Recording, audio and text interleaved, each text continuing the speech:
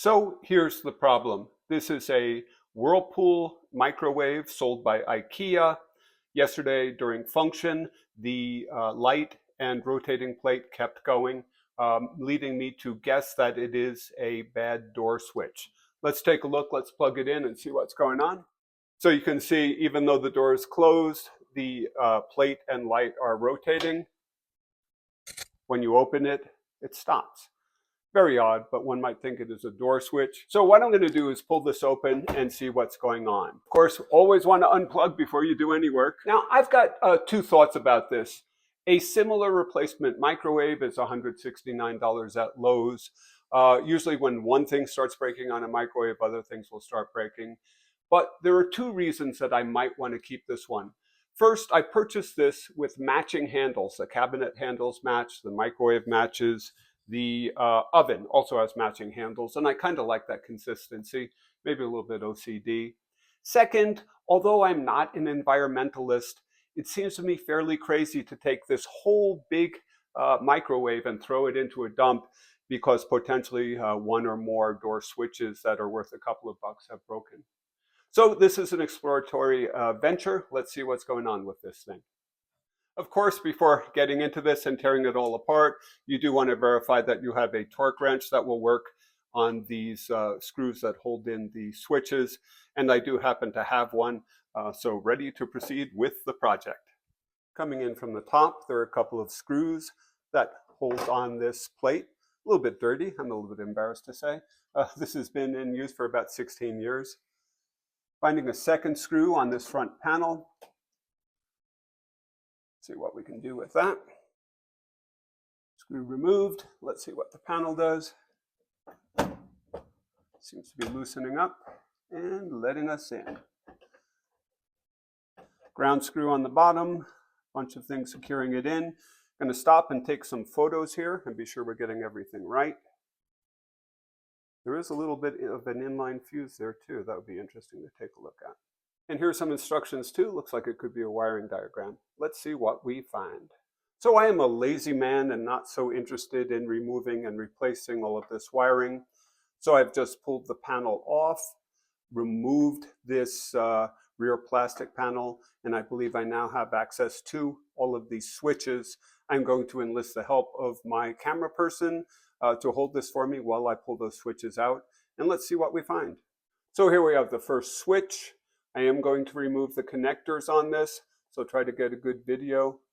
Starting blue, white on the bottom, orange, white, black. That's a 3-prong switch. Blue, white, white on the top. Now these little plastic pieces are snapping off like crazy. 16 years old, I imagine the plastic has aged, but I'm trying to discover how this little toggle works. And it's interesting but primitive. So it clicks in and locks it closed when you close it and pulls it open. Like that. Pretty interesting. Amazing that a $200 item depends on something this cheap, making me wonder if the bad switch is this 3-prong switch on the far side. I pulled a 2-prong switch off here. And so let's keep exploring and see what we find out. Now, this is seemingly incredibly primitive. This cam actually physically switches this switch on and off when the door opens and closes.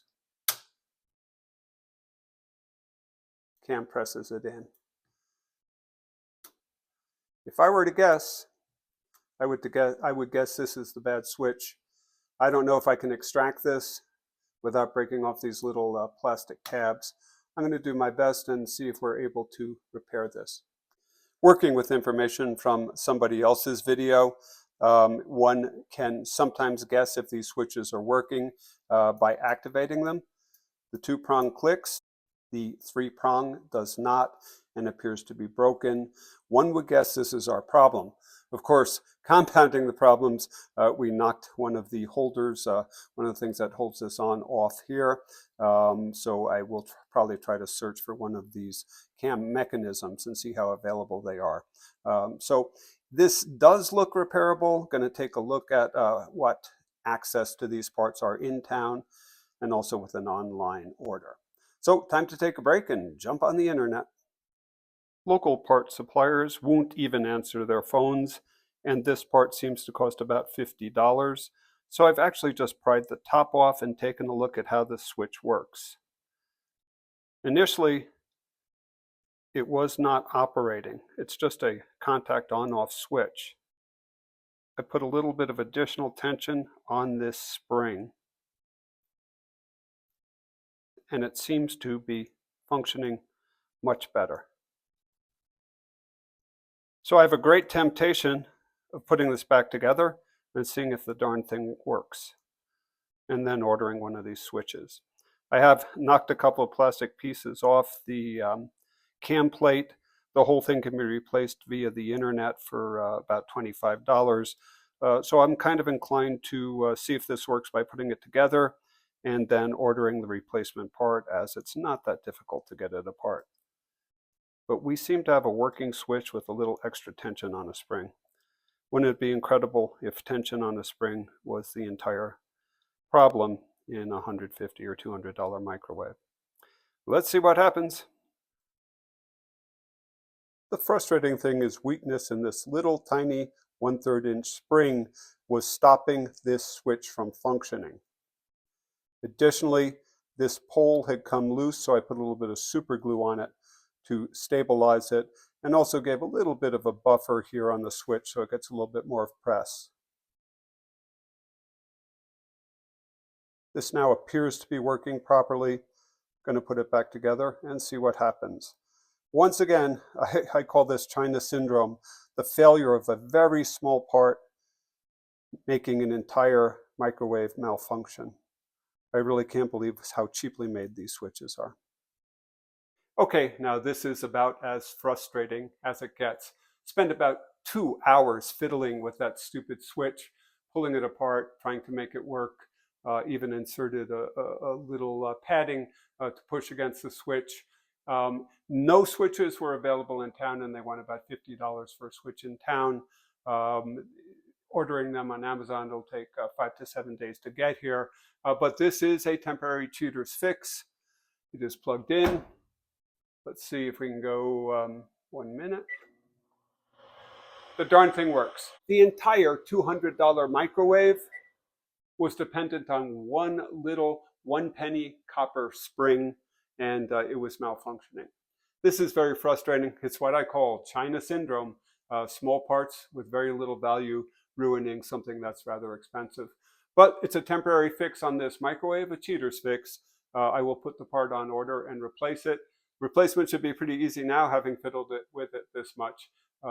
Good luck to you and your microwave and dealing with these frustrating low budget switches. Well, the cheater's fix on the switch did not last for very long. It broke again soon thereafter. So I've ordered from Amazon a new switch and a new switch mechanism, as the old switch had parts breaking off as it had been exposed to heat and age as well. This was about $25 on Amazon, includes both new switches, one on either side. I found this part by going to the Whirlpool, which is a manufacturer of this IKEA website, finding the Whirlpool parts number, which was about $242, then cross-referencing that number to replacement parts on Amazon, bringing this down to about $25. Let's take it apart, put it in, see if it fixes the problem.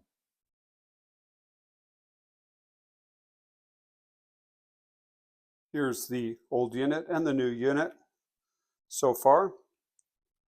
Looks like a perfect match. Now, as long as it functions, we're in business. Okay, well, with the new switch in, it was a perfect fit. The light is not on and the turntable is not turning, which is a good sign. I've set the clock, and let's take a look and see if it works.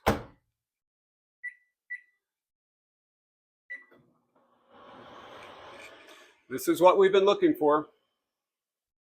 A $25 fix to a broken microwave door switch. The replacement part from Amazon worked perfectly. So far, so good. It was worth the time and effort. Good luck with your problem. I hope yours goes as well. Having the right parts is a big part of the equation. Good luck.